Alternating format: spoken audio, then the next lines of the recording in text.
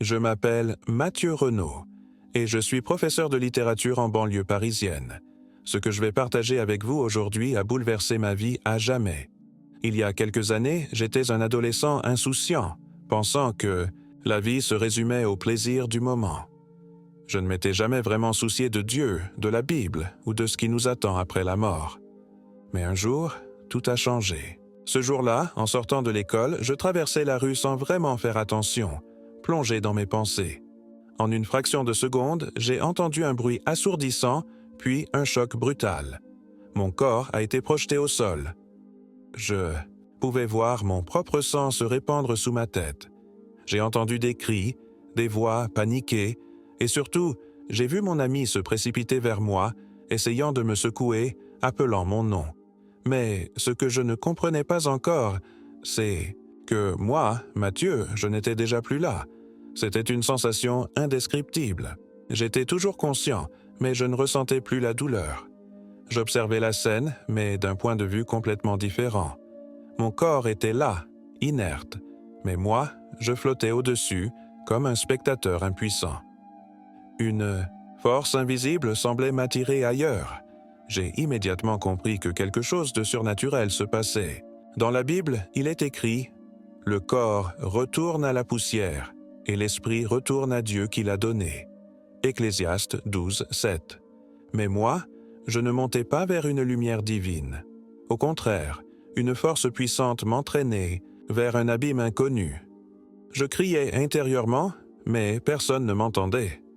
Ce n'était pas un rêve, ni une hallucination, c'était réel. Alors que je m'éloignais de plus en plus de mon propre corps, j'ai ressenti une froideur glaçante. Une obscurité oppressante m'enveloppait. Tout ce que j'avais connu de rassurant et de tangible disparaissait. À cet instant, je me suis rappelé des paroles de ma grand-mère qui me parlait souvent de Jésus-Christ et de la nécessité de connaître la vérité avant qu'il ne soit trop tard. Mais je n'avais jamais prêté attention à ces avertissements. Je pensais que la religion était une invention humaine, quelque chose d'ennuyeux et dépassé. Pourtant, là, en cet instant critique, tout prenait un sens terrifiant. Il est écrit « Il est réservé aux hommes de mourir une seule fois, après quoi vient le jugement. » Hébreux 9, 27. Mais je n'étais pas prêt à affronter ce qui m'attendait. Plus je m'éloignais du monde des vivants, plus l'atmosphère changeait. Ce n'était pas la lumière paisible dont parlent tant de récits d'expérience, de mort imminente. Non, c'était autre chose, quelque chose de sombre et d'hostile. J'ai entendu des murmures inquiétants, des voix que je ne comprenais pas, mais qui portaient en elles une haine indescriptible. Je n'avais jamais cru en l'enfer, pensant que c'était un mythe destiné à faire peur aux enfants. Mais là, j'étais en train d'expérimenter une réalité que l'on ne peut ignorer. La Bible nous met en garde. Il y aura des pleurs et des grincements de dents. Matthieu 25, 30. Et maintenant, je comprenais ce que cela signifiait. C'est alors que j'ai vu quelque chose qui a figé mon âme de terreur. Des ombres mouvantes, des silhouettes indistinctes, comme des âmes en peine qui tentaient de m'atteindre. Un sentiment de désespoir absolu m'a envahi. Je voulais revenir en arrière, je voulais crier à l'aide, mais c'était trop tard. Je tombais vers quelque chose dont je ne pouvais plus m'échapper. Je continuais de tomber, aspiré par une obscurité qui semblait vivante, pesante, presque oppressante.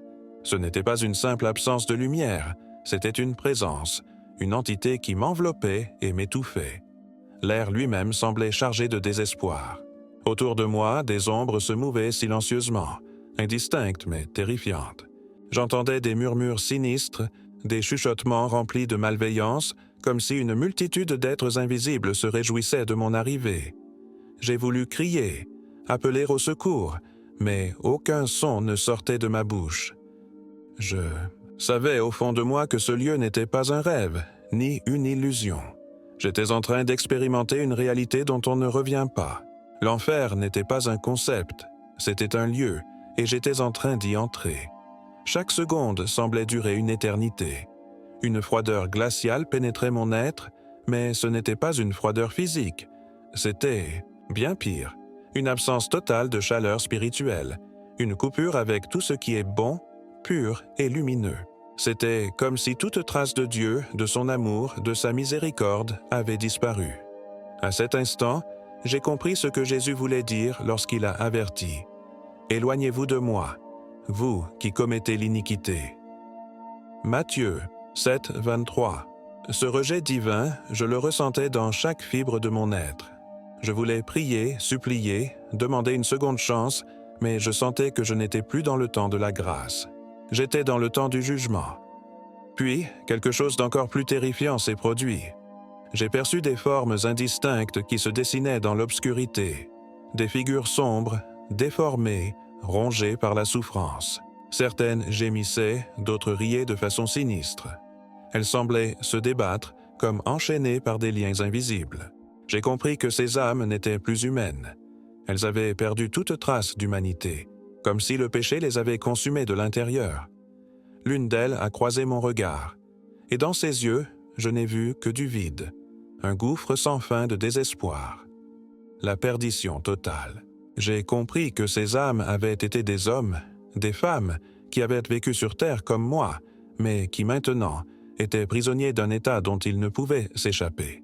C'est alors que j'ai senti une main invisible se refermer sur moi, une force indescriptible qui cherchait à m'entraîner encore plus bas. J'étais paralysé, incapable de résister. L'enfer ne se contentait pas d'être un lieu, il était vivant et il réclamait mon âme.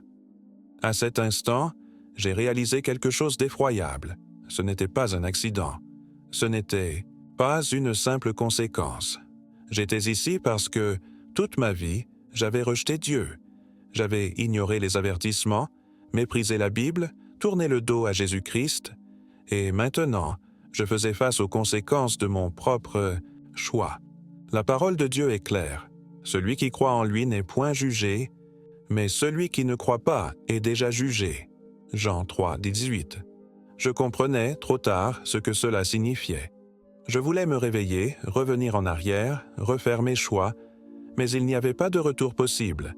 J'étais pris dans un cauchemar dont je ne pouvais pas sortir.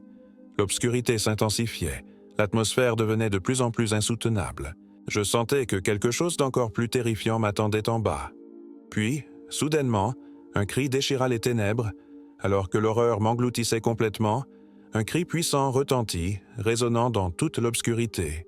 « Arrêtez !» En un instant, tout changea. Une lumière vive, éblouissante perça les ténèbres et illumina ce monde de cauchemar. Les ombres qui m'entouraient reculèrent en hurlant, comme si une force invisible les repoussait. Cette lumière n'était pas une simple clarté, c'était une présence majestueuse, puissante, mais empreinte d'un amour indescriptible. Mon âme, jusque-là consumée par la peur, ressentit une paix profonde, un espoir que je croyais perdu. Et puis, je l'ai vu. Devant moi se tenait une figure radieuse, d'une autorité absolue dont l'éclat dépassait tout ce que l'on peut imaginer. Sans qu'on me le dise, je savais qui il était. C'était Jésus-Christ. Je n'avais jamais pris le temps de le chercher dans ma vie. Pourtant, en un instant, je savais que je me tenais devant celui qui détient toute autorité, dans le ciel et sur la terre. Matthieu 28, 18. Il ne ressemblait en rien aux images que l'on voit dans les tableaux. Il était bien plus grand, bien plus glorieux. Son regard était à la fois perçant et rempli d'une tendresse infinie. Mais il ne souriait pas. Il me regardait avec sérieux, comme un roi qui s'apprête à rendre un jugement. Mon cœur s'arrêta lorsqu'il prononça ces mots. « Matthieu, sais-tu pourquoi tu es ici ?» J'étais pétrifié. Je voulais répondre, mais aucun mot ne sortait. Au fond de moi, je connaissais la réponse, mais je ne voulais pas l'admettre. Sans un mot de plus, Jésus leva la main, et, soudain, ma vie entière défila sous mes yeux comme un film. Chaque moment, chaque choix, chaque action. Je revis les instants où j'avais ignoré les appels de Dieu, les fois où j'avais menti, blessé, méprisé, les opportunités manquées d'aimer, de pardonner, de faire le bien. Tout était mis à nu, sans filtre, sans justification possible. Il est écrit « Nous aurons tous à rendre compte de nous-mêmes devant Dieu ». Romains 14, 12. Et en cet instant, je comprenais ce que cela signifiait. J'avais vécu pour moi-même, sans jamais penser aux conséquences éternelles. Chaque moment où j'avais choisi de repousser la vérité pesait sur moi comme une charge insupportable. J'aurais voulu fuir, détourner le regard, mais je ne pouvais pas. C'était comme si je me voyais sous un nouveau jour, avec une clarté absolue. Et le pire, ce n'étaient pas les fautes en elles-mêmes. Le pire, c'était d'avoir eu tant d'occasions de choisir Dieu et de ne jamais l'avoir fait. J'avais entendu parler de Jésus, j'avais vu des croyants autour de moi, j'avais senti parfois cette petite voix intérieure qui m'appelait à changer. Mais j'avais ignoré tout cela, par orgueil, par indifférence, par distraction. Je réalisais que ce n'étaient pas mes péchés qui me condamnaient, mais mon propre refus de me tourner vers celui qui pouvait me sauver. Jésus me regarda, encore, son visage empreint de tristesse et de justice à la fois. « Je t'ai aimé depuis toujours, Matthieu, mais tu as choisi de m'ignorer. » Ces paroles me transpercèrent. J'avais toujours vu Dieu comme une idée lointaine, une abstraction. Mais là, devant moi, je comprenais enfin. Il m'avait cherché toute ma vie.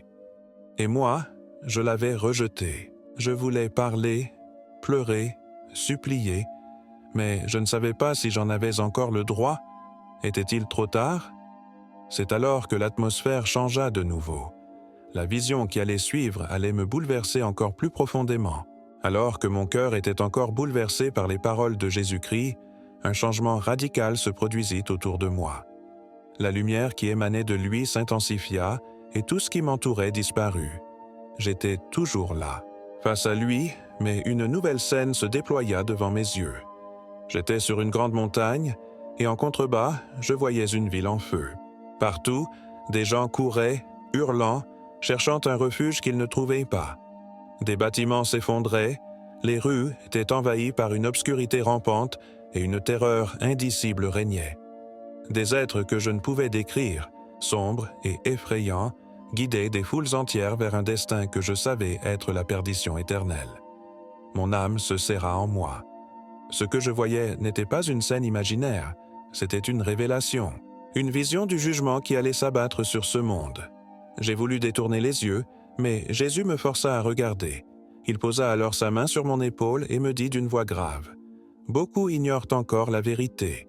Ils vivent comme si ce jour n'arriverait jamais. » Ces paroles me glaçaient.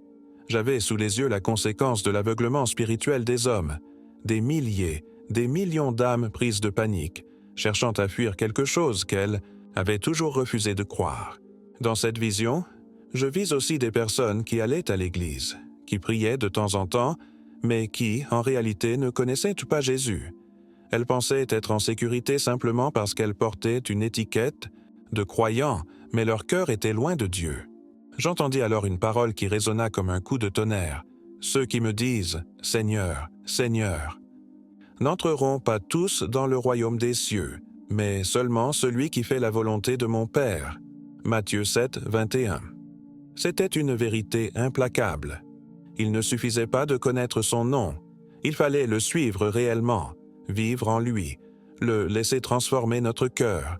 À ce moment, mon regard se posa sur une autre scène effroyable. Je vis des foules entières se diriger vers un gouffre immense, sans se douter du précipice qui les attendait. Certains étaient absorbés par leur téléphone, d'autres riaient, d'autres encore semblaient trop occupés par leurs ambitions terrestres. Aucun d'eux ne réalisait qu'ils étaient à quelques pas d'une chute éternelle. Je voulais crier, les avertir, leur dire de faire demi-tour, mais ils ne m'entendaient pas. C'était comme si une barrière invisible les empêchait de percevoir la réalité. La Bible avait raison quand elle disait « Le Dieu de ce siècle a aveuglé l'intelligence des incrédules » 2 Corinthiens 4, 4. Jésus me regarda alors avec intensité et dit « Beaucoup périssent faute de connaissance. » Je comprenais maintenant l'urgence de ce message. Le monde entier se dirigeait vers un destin qu'il ne pouvait imaginer, et peu étaient ceux qui prenèrent le temps de s'arrêter pour chercher la vérité. Même ceux qui se disaient croyants vivaient dans une illusion, pensant qu'une simple appartenance religieuse suffisait à les sauver. Mais sans une vraie relation avec Dieu, sans une foi vivante en Jésus-Christ, ils n'étaient pas inscrits dans le livre de vie. Et c'est alors que Jésus me montra quelque chose d'encore plus bouleversant, le livre de vie lui-même. Ce que j'y vis me fit comprendre une vérité terrible. Devant moi, Jésus tenait un livre immense et lumineux dont la simple présence dégageait une autorité absolue. C'était le livre de vie. Il l'ouvrit lentement, et je vis des milliers de noms inscrits avec une clarté divine. Chacun semblait briller d'une lueur propre, comme si chaque âme y était vivante, préservée pour l'éternité. Mais ce qui attira mon attention, c'étaient les espaces vides. Des lignes entières étaient vides, comme si des noms y avaient été effacés ou n'avaient jamais été inscrits. Mon cœur se serra. Pourquoi ces absences? Jésus posa alors son regard sur moi, et sans un mot, je compris. Beaucoup pensaient être sauvés, mais ne l'étaient pas. Certains allaient à l'église par habitude, d'autres parlaient de Dieu sans jamais avoir une relation véritable avec lui. Certains même pensaient qu'ils avaient le temps de se repentir plus tard, repoussant toujours leur engagement avec Jésus. Mais le temps de la grâce n'est pas infini. Il est écrit « Quiconque ne fut pas trouvé écrit dans le livre de vie fut jeté dans l'étang de feu » Apocalypse 20, 15. Cette vérité était irréfutable, et pourtant, tant d'âmes l'ignoraient. Soudain, un ange majestueux apparut à côté de Jésus. Il tenait une trompette et d'une voix puissante, il proclama « Le temps est proche, le jugement arrive ». Ces mots résonnèrent dans mon être comme un coup de tonnerre. J'ai voulu supplier, demander encore un peu de temps, mais je savais que tout était déjà écrit. La fin de toute chose était plus proche que je ne l'avais jamais imaginé. Jésus me fixa alors avec une intensité que je n'oublierai jamais et me dit « Matthieu, retourne dans le monde, dis-leur, préviens-les, car bientôt, la porte va se fermer. » Un frisson parcourut mon âme. J'avais vu l'horreur des ténèbres, la réalité du jugement et l'urgence de ce message. Je ne pouvais pas garder cela pour moi. Jésus ne m'envoyait pas pour parler d'une simple croyance, d'une religion ou d'une tradition. Il m'envoyait pour avertir que la décision de chacun déterminait son éternité. C'était une responsabilité immense. Je voulais poser des questions, comprendre davantage, mais déjà, je sentais mon être arraché de cette vision. En un instant, la lumière disparut. Je me sentis chuter à une vitesse vertigineuse. Mon âme semblait aspirer dans un tourbillon surnaturel. Puis, tout devint noir. Quand j'ouvris les yeux, j'étais de retour dans mon corps. Mais je n'étais plus le même. J'ai ouvert les yeux en sursaut, haletant comme si j'avais retenu mon souffle pendant des heures. La lumière crue des néons du plafond m'aveuglait, et autour de moi, des visages inquiets me fixaient. J'étais de retour. Je sentais la douleur dans mon corps, la lourdeur de mes membres, le poids de ma propre chair. Les médecins s'agitaient autour de moi, échangeant des regards stupéfaits. Une infirmière murmura quelque chose que je n'entendis pas, puis un médecin déclara d'une voix grave « Il était mort pendant 3 minutes. » Mais pour moi, ces 3 minutes avaient duré une éternité. Je voulais parler, mais ma gorge était sèche. Les images, les voix, la présence de Jésus, le livre de vie, tout était encore gravé dans mon esprit, plus réel que ce monde dans lequel j'étais revenu. Comment expliquer ce que j'avais vu? Comment raconter une expérience aussi bouleversante sans être pris pour un fou? Pourtant, une chose était sûre, je ne pouvais plus vivre comme avant. J'avais reçu un message, un avertissement, et je savais que ma mission sur cette terre venait de changer. Il est écrit, « Quand quelqu'un est en Christ, il est une nouvelle créature. Les choses anciennes sont passées. Voici, toutes choses sont devenues nouvelles. » 2 Corinthiens 5, 17. J'étais une nouvelle personne, avec une responsabilité immense sur les épaules. Dès ma sortie de l'hôpital, j'ai commencé à parler. D'abord, à ma famille. Certains m'ont cru, d'autres ont pensé que j'avais perdu la raison, à cause du choc. Mais peu importait. Je savais ce que j'avais vu. Je devais partager ce message car le temps était court. J'ai raconté mon expérience à mes amis, à mes camarades de classe et plus tard à des inconnus. Les réactions étaient variées. Certains pleuraient en réalisant l'urgence de se tourner vers Jésus-Christ. D'autres se moquaient, secouant la tête avec scepticisme. Mais je n'étais plus affecté par leur incrédulité. J'avais vu la vérité. Je me suis mis à étudier la Bible avec une soif que je n'avais jamais connue. Chaque parole prenait un sens nouveau. Je comprenais enfin ce que signifiait la grâce, le pardon et surtout la responsabilité d'annoncer l'Évangile. Il est écrit « Allez, faites de toutes les nations des disciples, les baptisant au nom du Père, du Fils et du Saint-Esprit. » Matthieu 28, 19. Ce n'était plus une option pour moi, c'était un ordre direct de Jésus. Depuis, je consacre ma vie à partager ce témoignage, espérant qu'au moins une âme puisse être sauvée. Certains jours, je ressens encore cette urgence brûlante au fond de moi. Je repense aux âmes perdues que j'ai vues, à cette obscurité qui engloutit tant de gens sans qu'ils ne s'en rendent compte. L'avertissement de Jésus résonne toujours en moi. Dis-leur, préviens-les, car bientôt la porte va se fermer. Je ne sais pas combien de temps il reste avant ce jour, mais une chose est certaine, je ne me tairai pas. Si vous êtes arrivés jusqu'ici, ce n'est pas un hasard. Dieu vous appelle. Il vous donne une opportunité que beaucoup n'ont jamais eue, entendre la vérité avant qu'il ne soit trop tard. La question est simple. Que ferez-vous maintenant? Ignorerez-vous cet avertissement, comme tant d'autres avant vous? Ou choisirez-vous Jésus-Christ, celui qui est le seul chemin, la seule vérité et la seule vie? Jean 14, 6. Ne remettez pas votre salut à plus tard. Le temps est court et la porte va bientôt se fermer. Jésus m'a renvoyé sur cette terre avec un seul message. Préviens-les. Aujourd'hui, je vous ai prévenu. Que ferez-vous de cette vérité? Partagez dans les commentaires ce que vous ressentez en entendant ce témoignage. Avez-vous déjà fait une expérience spirituelle? Pensez-vous être prêt pour ce qui vient? Laissez votre réponse ci-dessous et surtout, abonnez-vous à cette chaîne pour ne pas manquer d'autres messages qui peuvent changer votre vie. Activez la cloche, car chaque vidéo pourrait être celle qui transformera votre destinée. Et si ce message vous a touché, partagez-le. Quelqu'un près de vous a besoin de l'entendre. Regardez maintenant la prochaine vidéo qui s'affiche à l'écran.